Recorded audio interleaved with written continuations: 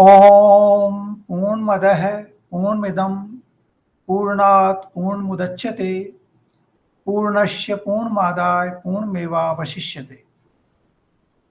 So welcome to our Saturday morning session. Now we'll continue on chapter 3 of Bhagavad Gita, and we'll start today from verse number 36. Now verse number 36 is very interesting verse.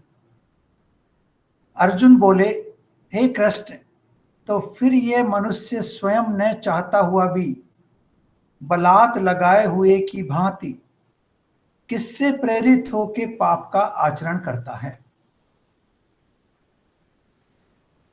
This is a fundamental question which has been asked by human beings since times immemorial. Why there is evil in this world? Why man behaves in a cruel fashion? When each one of us is part of the Almighty, हमारे अंदर आत्मा है, आत्मा परमात्मा का हिस्सा है और आत्मा ज्ञान का भी हिस्सा है, उसमें ज्ञान भी है. जब ये सब कुछ हमारे अंदर है तो फिर मनुष्य जो है गलत काम क्यों करता है? और why there is evil in this world while people conduct themselves in undesirable fashion? Now this is one question which has been haunting the humanity for long time. A lot of books have been written on this.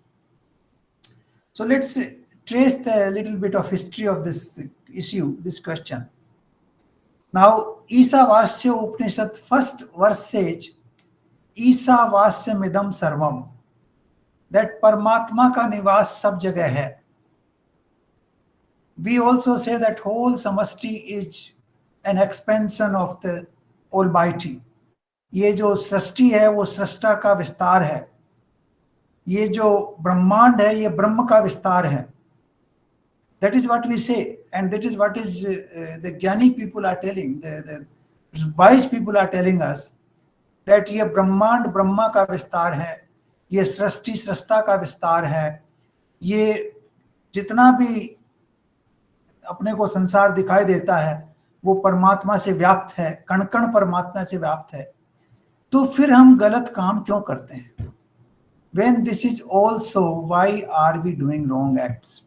Why there is cruelty in this world? Why there is evil in this world?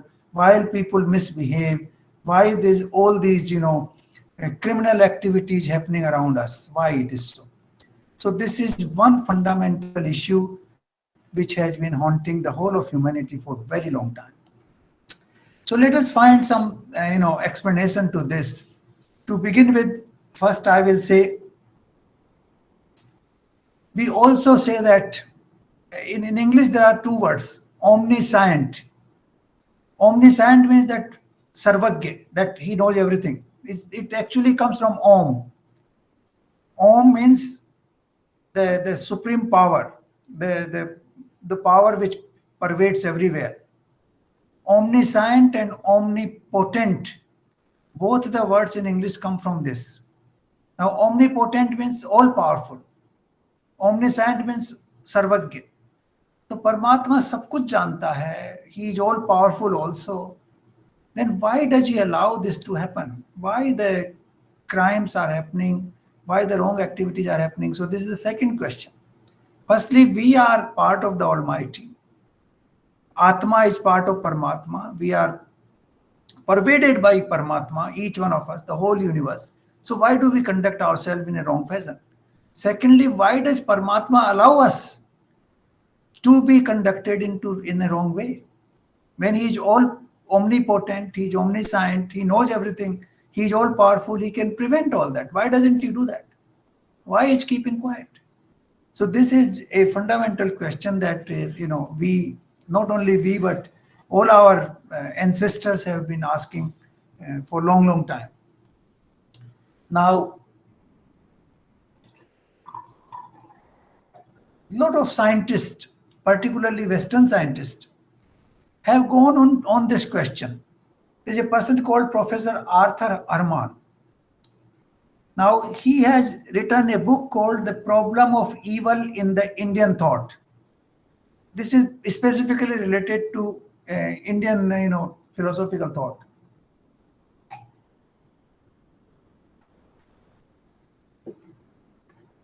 Then there's another person called John Walker. He says that problem of sufferings in the religions of the world, how they have been answered by different religions, that the sufferings come, how they have been answered, what religion says about what. So there are many, actually, these are only two examples, but there are many writings on this issue, that why there is evil in this world. This question is a very fundamental issue, and this is what Arjuna has asked Krishna. Exactly this question has been asked by Arjuna 5000 years back in time, कि evil क्यों है, पाप का आचरण क्यों करता है, जब सब तरफ परमात्मा ही परमात्मा व्याप्त है, तो मनुष्य किस चीज से प्रेरित होकर पाप का आचरण करता है. Now this is what we need to understand. Now many answers have been given to this question. One of the answers is given is that sufferings makes you very strong, that when you suffer, you pass through difficult time and you learn, and therefore you should learn. But that answer is not correct either. A small little child who is born handicapped, what did he do? He did nothing. Still he is suffering from the very childhood. He was not given a chance even to prove himself. So what kind of learning he can have? A child who is suffering from autism from the very childhood, what did he do? So this sufferings make you strong.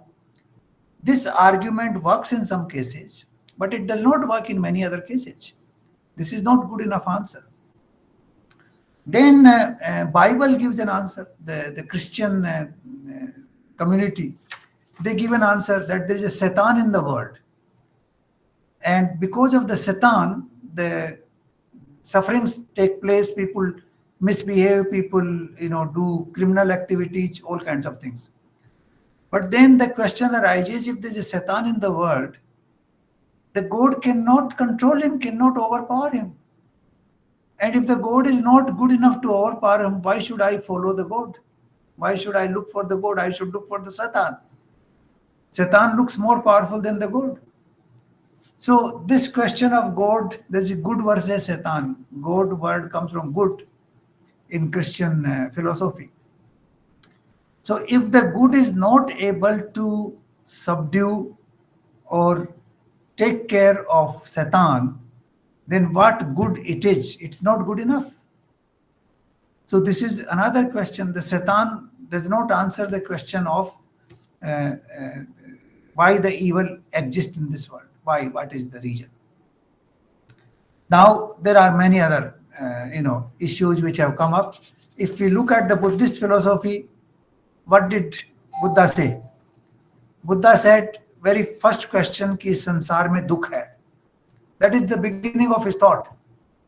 और दुख का कारण तृष्णा है, इच्छाएं हैं, और दुख को हम ओवरकम कर सकते हैं. तो he starts with saying that there is a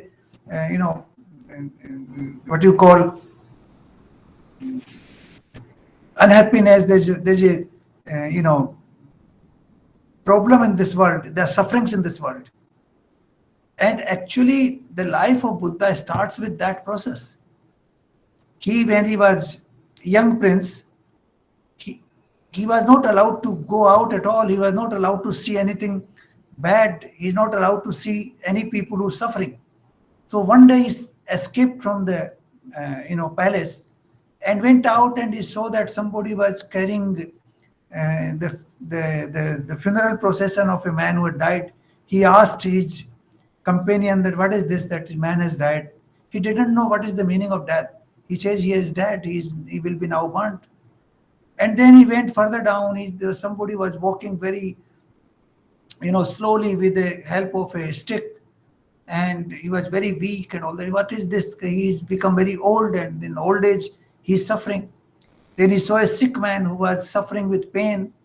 So he actually, his life, his whole what you call his motive, his intention, or his fortification comes from the sufferings, which propelled him to leave the palace and look for, peace in the world. So he also gave emphasis to the sufferings. Sufferings is the foundation of his entire teaching. That इस संसार में दुख है और उस दुख का कारण क्या है और उसका निवारण कैसे हो सकता है. That is the foundation of his whole message. So this is another question, another issue which even Indian thoughts has given, told this, that this is a fact. Then there's another, even our own Hindu philosophy. They say there are 4 types of basic dukkha, 4 types of distress you will always face. The first dukkha is janm, at the time of birth, when you leave the womb of the mother. It's a very painful process. You get out from that process. It's an extremely painful process. We do not even remember it because the pain is so strong that we forget about it. The memories start 2 years after that. So that is the first one. That is called janm. Then mrityu, we know the death, the fear of death and the pain of death. Each one of us, we saw that in the corona, in so many families. The fear as well as the pain. The people were scared, and those who died, their families suffered. So we saw the pain and we saw the fear and we saw the sufferings, all the 3. So that is the pain of death. Then vyadhi, janma, mrityu, jara, vyadhi. Jara is old age. That the pain of old age is inevitable. Everybody has to get it. As we advance in our life, the body will become weak. This is a machine. Some parts of this machine will not function properly. And as a result, the problems will come in the body and we will suffer. The pain, body pain will happen. So that is associated with old age, jara.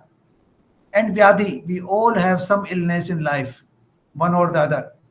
It could be accidental because of water, it could be because of food, it could be because of accident, it could be because of something else. Even with all the care you take, even then you might fall sick. So janma, mrityu, jara, vyadhi, these are the 4 inevitable dukkhas in life. Nobody can escape them. That is what Hindu philosophy says. तो 4 दुख तो जरूरी हैं, ये आपको जरूर मिलेंगे. अगर आपने शरीर लिया है संसार में, तो ये 4 दुख आपके लिए इनएविटेबल हैं. आप इनसे बच नहीं सकते. औरों से आप बचे नहीं बचे, वो आपकी इच्छा की बात है, बट इन 4 से नहीं बच सकते आप. So this is what they say. They also talk about adhyatmic dukh and adhibhautik dukh and abhidevik dukh. Adhidevik means, for example, there is an earthquake, or there is a some calamity, there is a flooding, or there is a sort of drought in some area. People suffer because of that. People starve to death. They don't get full meal, they don't get habitation, their houses are completely destroyed, their whole life system is destroyed. So adhidevik, that dukh is also there. That comes from the natural forces. Adhibhautik is mainly related to those 4, janam, mrityu, jara, vyadhi. Yeah, all the 4 things, they happen because of the body which we inherit, because of that. And adhyatmic dukh, that is when we are not able to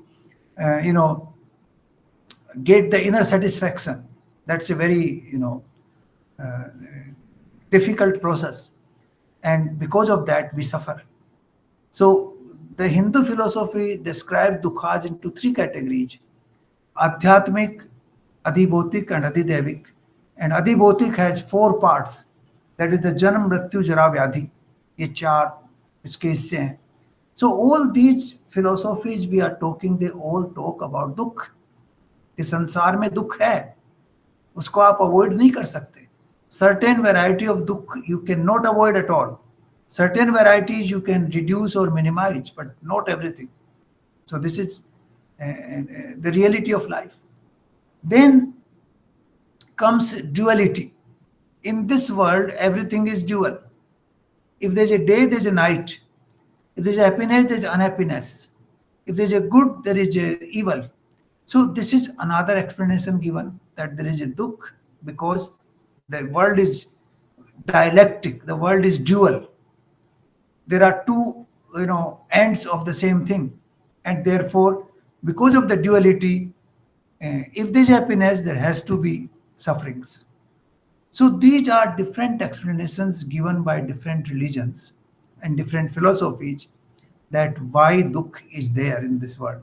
But they all accept that dukh is inevitable, sufferings are inevitable. Manusya jo hai, the person is doing. So there are two parts of this question here.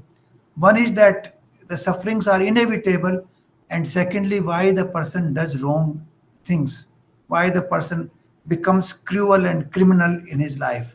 And they are both related. So these are the questions which are perennial questions. These are the questions which have been posed by humanity for very, very long time. Many, serious writers have meditated over these issues. They have written their books.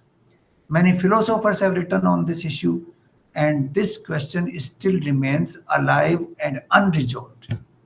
So this is the Krishna will of course give a wonderful answer to this question, but this is the question posed by Arjuna to Krishna.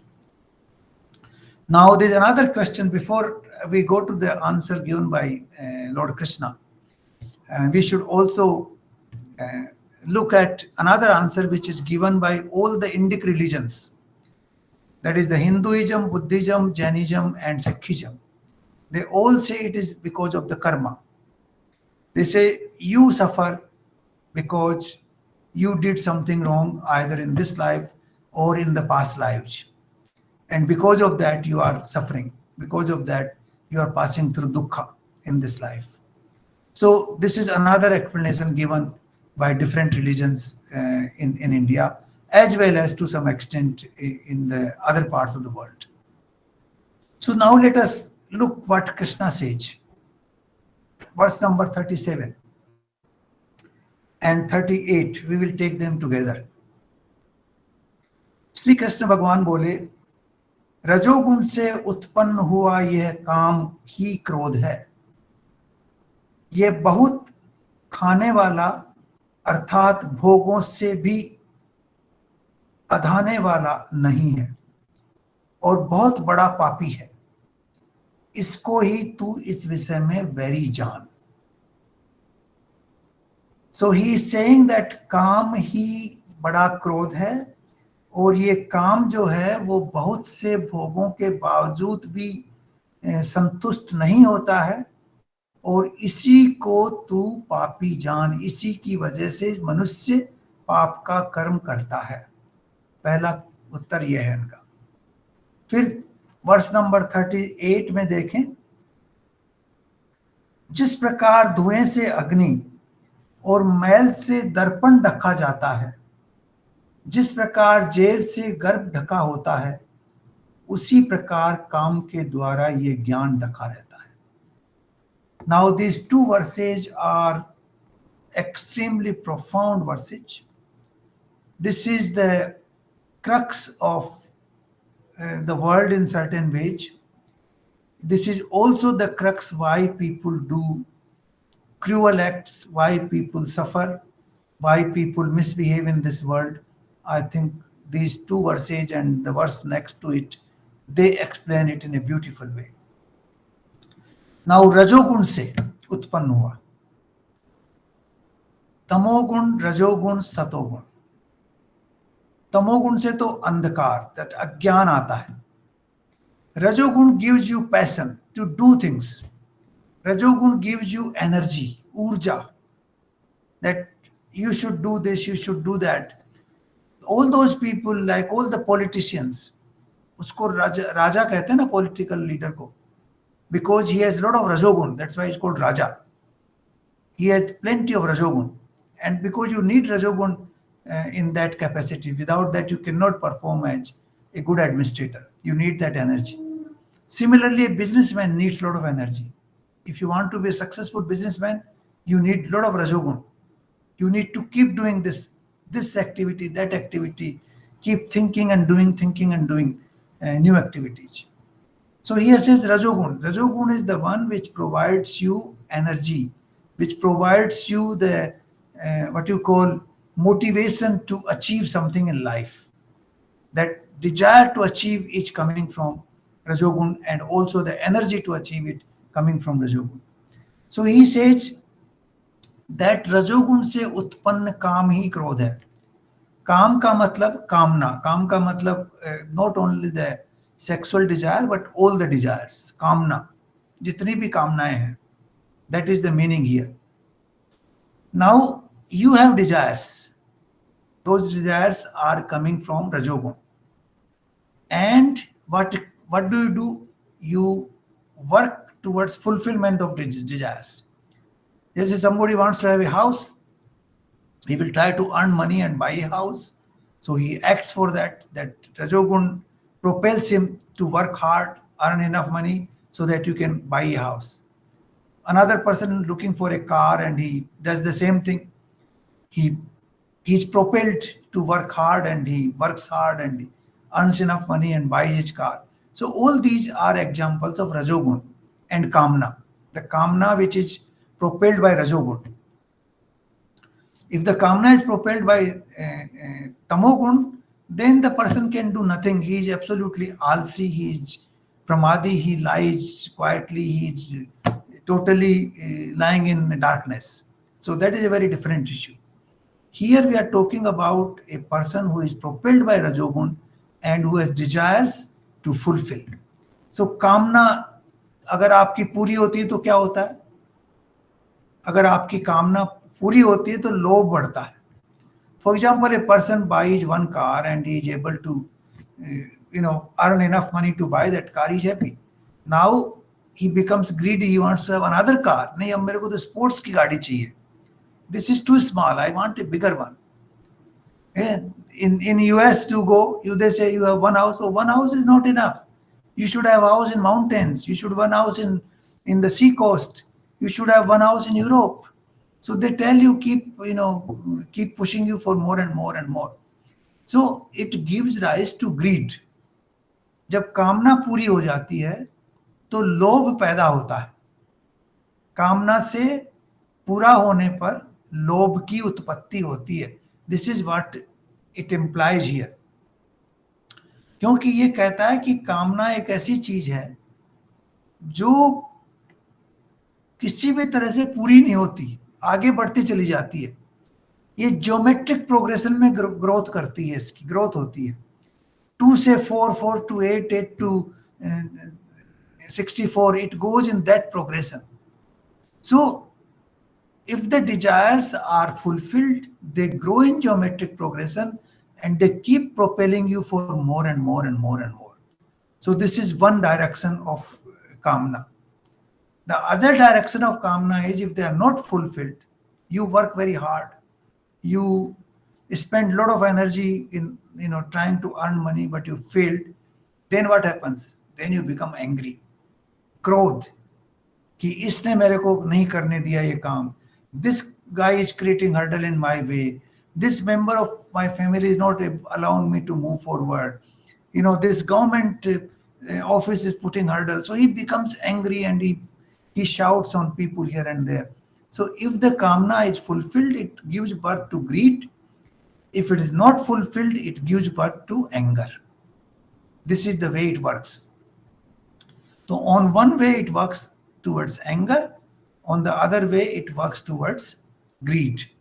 But in either case, you are behaving in a very abnormal way. And that is the reason he is explaining that this रजोगुण से उत्पन्न हुआ जो कामना है, उसकी वजह से मनुष्य पाप का आचरण करता है. पाप का आचरण दो तरह से करता है मनुष्य. पहला आचरण लोभ के लिए करता है. लोभ में मोह भी शामिल है, बिकॉज मोह इज पार्ट ऑफ लोभ, और दूसरा आचरण करता है क्रोध की वजह से, गुस्से की वजह से, द्वेष की वजह से. तो this is the two fundamental reasons why we behave in a very criminal sort of way. So this is what Krishna is explaining, that कामना की पूरी होने पर भी आप पापी बन जाते हैं, कामना के पूरे नहीं होने पर भी पापी बन जाते हैं, क्योंकि कामना का पूरा नहीं होने से आपको क्रोध आता है, और कामना का पूरे होने से आपको लोभ बढ़ता चला जाता है, और उस डायरेक्शन में आप आगे चले जाते हैं. So this is how the life keeps moving, and you keep moving with life. So Krishna is giving an answer to a very, very fundamental perennial question which has been raised times immemorial by many scholars all around the world. Many scholars have worked on this question, and many scholars have written books on this, and they have tried to answer this question, as I explained to you, whether it is Gautam Buddha or whether it is Jesus Christ, whether it is Christianity, whether it is Hinduism, whether it is any other religion. Everybody has tried to answer this question in their own way. And this is the real reason. I like this reason of Lord Krishna. This is actually the most fundamental reason why people do wrong acts in life. Why people suffer in life. This is because you have रजोगुण से उत्पन्न हुई जो कामना है वो पूरी होती है तो लोभ बढ़ता है, पूरी होने में बाधा आती है तो क्रोध आता है, और दोनों ही तरह से आप जो हैं पाप के रास्ते में आगे बढ़ते चले जाते हैं. So this is one very fundamental I would say explanation, and very very logical explanation as well.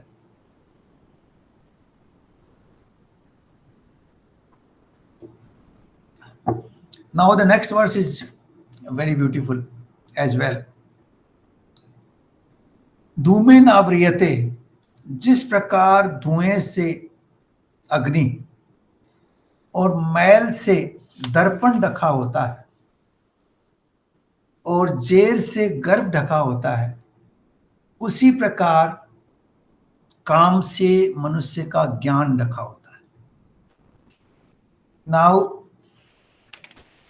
कामना की वजह से, because of the desires you have, because of the aspirations, the future, achievements you want to have, because of all those desires, कामनाज, उसकी वजह से all your knowledge is actually remains hidden.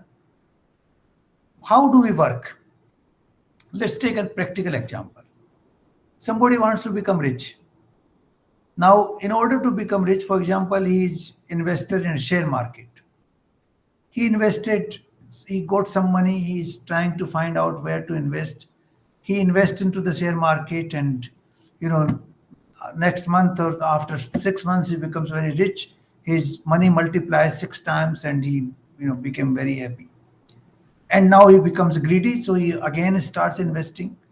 And then he again becomes, for example, his money multiplies again 6 times after 1 year, and he becomes a greed will actually propel him again and again. Now he cannot get out of that greed. And because of that greed, his knowledge, his profound knowledge that these desires are not giving him the happiness in life which he wants, it completely remains hidden. His profound desire to have eternal happiness is completely hidden because of this greed which he is able to satisfy one after another. If he is not able to satisfy the greed, if he is not able to become rich and he loses his money, then he becomes angry, and because of the anger again he loses that knowledge which he has. So the knowledge जो है वो ढका रहता है. किस चीज से? 3 उदाहरण दिए उन्होंने. And all the 3 examples are very different and very profound. First example, जैसे धुएं से अग्नि ढकी रहती है. जब अग्नि बिल्कुल क्लियर होती है तो धुआं नहीं होता, प्रैक्टिकली नील होता है. लेकिन जब धुआं ज्यादा होता है तो वो पूरी की पूरी अग्नि उससे ढुकी ढकी रहती है। और धुआं क्या है कि धुआं is not anything substantive, you can't even catch it, it's absolutely fluid, it's not substantive, it is beyond your grasp, but still it is able to cover the knowledge. The Agni is the sign of knowledge. Agni is symbol of knowledge. So the knowledge remains hidden because of this, what you call, धुआं, इसको I can't even translate it properly in English. ये एक cloud की तरह से, एक it keeps moving like a in the air, like cloud. You can't grasp it, you can't understand it, but it is able to control, or uh, keep under control all your knowledge. So this is the first example he has given. The second example, जैसे दर्पण मैल से ढका होता है। दर्पण में क्या है, दर्पण has a very beautiful property. When you go in front of a darpan, it captures your image and you can see it yourself. It captures your image. But as soon as you go out of it, it doesn't retain it. It goes away. It's not like the camera, which has retained the image and it remains there for all the time. No. As soon as you go away from the mirror, the image is also gone. It's non-attachment. The darpan is non-attached. It does not retain that image at all. And when you come back, a fresh image is formed and you see it. When you go back again, the image is gone. But if there is a dust on the darpan or मैल है, the word used is mail, not even dust. धूल नहीं है, मैल कहा है। मैल का मतलब जब उसके ऊपर जमा होता है तो पहले तो आपकी जो छवि उस पे आएगी दर्पण पे, वो साफ नहीं आएगी, गंदी आएगी, बहुत गंदी आएगी। और फिर वो बड़ी distorted way में आएगी. It will not going to come out clean. So this is what happens. This is the second example, that when you have the enemy of love and growth, they actually appear like the covering of very dirt on a mirror, because the self is the mirror. आत्मा जो है वो mirror की तरह से, उसके ऊपर ये मैल बढ़ जाता है लोभ का और क्रोध का। उस मैल की वजह से you are not able to understand the reality of life, ज्ञान ढक जाता है। So that is the second example he has given to explain why काम इज वर्किंग, कामना is working as as an propeller of wrong acts in life.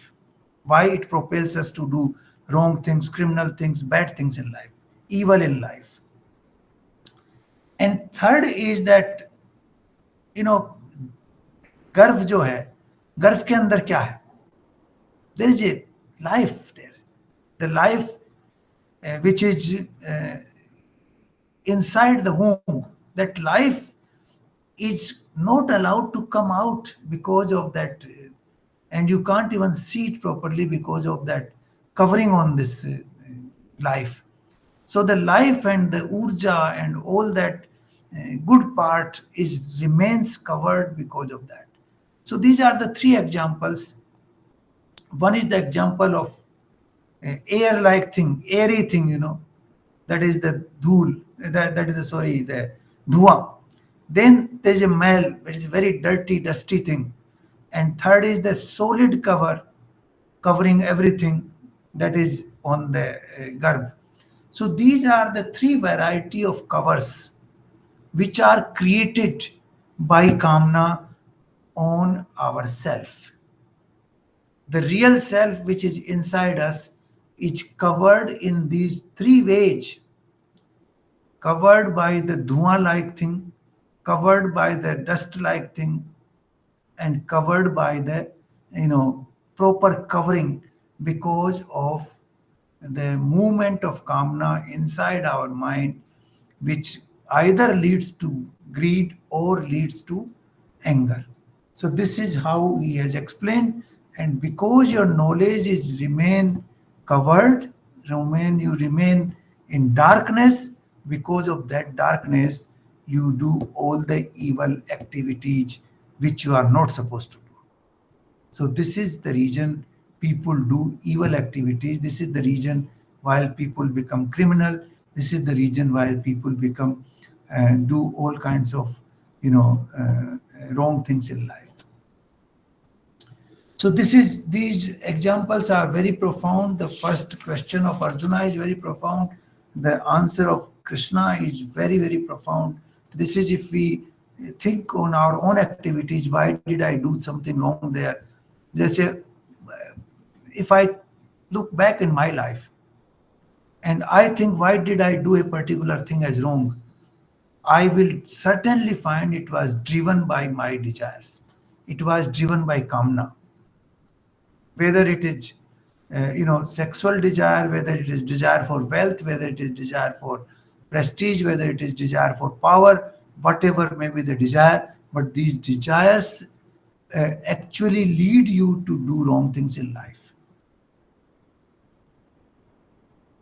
In the golf course, we always see people tell lies, there's a lot of things written about Trump that he made 5 strokes and he said, I did only 4. So that is, he's doing why? He's trying to prove himself that he's a good player, to show that he's a good player. So to show oneself that I'm a good player, you tell lie and you do wrong things. Similarly, a thief, why does he do the thief? Because he wants to become wealthy. He wants to earn money, and therefore he resorts to theft. Then somebody takes bribe. Why does he take bribe? Because he wants to become wealthy, or maybe he wants to have a bigger house, or maybe he wants to show his power that I'm very powerful. Unless you pay me, I will not do your work. So, these are different ways in which people conduct themselves because of these kamna and the things that is greed and anger which emanates from fulfilling or not fulfilling of kamna. Now, the verse number 39 is very fascinating once again. और हे अर्जुन, इस अग्नि के समान कभी न पूर्ण होने वाले काम रूप ज्ञानियों के नित्य वैरी को द्वारा मनुष्य का ज्ञान ढका हुआ है. अग्नि के समान कभी भी तृप्त नहीं होने वाली. अग्नि तृप्त नहीं होती है, आप चाहे उसमें कितना भी घी डाल दें, बढ़ती है घी डालने से. और कोई भी चीज अग्नि में डाल दें, पूरा शहर डाल दें, पूरी पृथ्वी डाल दें, उससे भी वो तृप्त नहीं होती. पूरा का पूरा जंगल जला देगी, फिर भी तृप्त नहीं होती अग्नि. तो अग्नि की तरह से ये कामना है. कामनाएं जो हैं, they are like fire. They will not be satisfied whatever you do for them. This is a fundamental truth which we need to understand. Whatever we do for satisfying our desires, they will not be fully satisfied. Something else come out of it which will require further satisfaction. So, ये अग्नि का जो उदाहरण दिया है कृष्ण ने, ये बड़ा प्रोफाउंड एग्जाम्पल है. अग्नि में आप कितना भी कुछ भी डाल दो, वो कभी तृप्त नहीं होती है, सबको खा जाएगी. वो चाहे पूरा संसार उसमें डाल दो, उसको भी खा जाएगी, और फिर भी अग्नि जलती रहेगी. और जब खत्म हो जाएगी, उसके बाद वापस अव्यक्त फॉर्म में चली जाएगी, लेकिन तृप्त नहीं होगी. तो ये अग्नि जो है, इसकी तरह से है आपकी कामनाएं, हमारी कामनाएं. ये कामनाएं कभी भी पूर्ण होने वाली नहीं है, कभी भी संतुष्ट करने वाली नहीं है. जैसे बहुत से लोग हैं, अब चलो मैं रिटायर हो गया, मेरे को तनख्वाह मिल रही है, मैं अच्छी पेंशन मिल रही है, I don't need to work, but still people keep looking कि मेरे को कुछ और करना है, और करना है, और करना है, और करना है.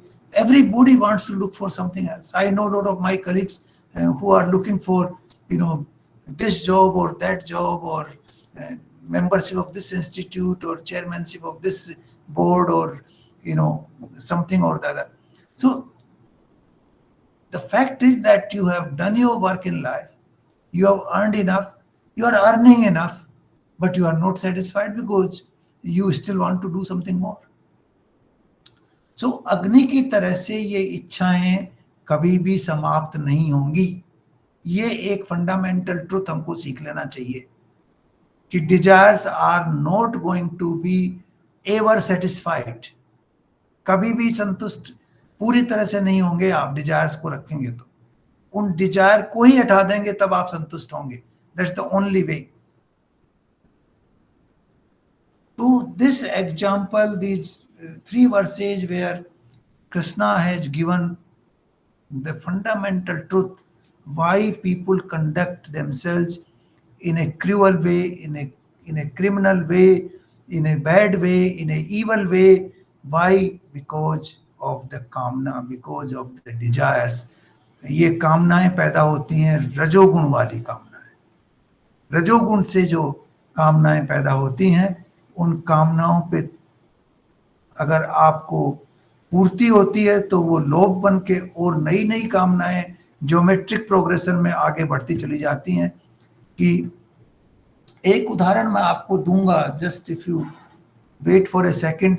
उसमें महाभारत में एक बहुत बड़ा श्लोक है, मतलब श्लोक ही है, साइज तो वही है, बहुत बड़ा नहीं है, लेकिन उसका मीनिंग बहुत बड़ा है. वो श्लोक मेरे को पूरा याद नहीं है अभी, लेकिन उसका अर्थ ऐसा है कि एक आदमी है, वो अपने किंगडम का किंग बनना चाहता है, फिर वो पूरे संसार का किंग बनना चाहता है. तो वो अपने किंगडम का राजा बन गया, पूरे संसार का राजा बन गया, फिर भी वो संतुष्ट नहीं हुआ. फिर उसने कहा कि मैं कभी भी बुढ़ा नहीं हूं, जवानी मेरी बनी रहे. वो भी उसको मिल गया, वो जवान रहा हमेशा, फिर भी वो संतुष्ट नहीं रहा. फिर वो कहता है मेरी एनर्जी हमेशा बनी रहे, फिर भी वो संतुष्ट नहीं रहा. तो a person who has acquired the whole earth, control over the whole earth, who is ever young, who is not becoming old, he is not getting impacted by time, he is not becoming older, his energy is all the time full. Even then he is not happy. Even then he has more and more desires कि मैं ये कर लूं. Like we want to go on the moon and somebody wants to go on the Mars, and then after you have gone on the Mars you will say I want to go to the next galaxy. ये आकाश गंगा मेरे लिए पर्याप्त नहीं है, I want to go to the next galaxy in the world. And then once you acquire the next galaxy, you want to go to the another galaxy. So these desires are not going to be satisfied ever. They are like Agni. Agni is never satisfied. You keep pouring ghee and ghee and ghee, it will keep burning, and you can power the ghee of the entire world, still it will not be satisfied. It will still keep burning. Same way the desires operate, and that is what Krishna is saying, that these desires are the root causes of all the wrong activities which humans are doing. All the जो पापी के काम हैं, जो पाप के कर्म मनुष्य करते हैं, जो गलत कार्य करते हैं, जो क्रिमिनल कार्य करते हैं, जो ईवल कार्य करते हैं, वो सारे के सारे कार्य because of these things, particularly because of the desires which are propelled by the Rajogun, these are responsible for all that. So I would stop here.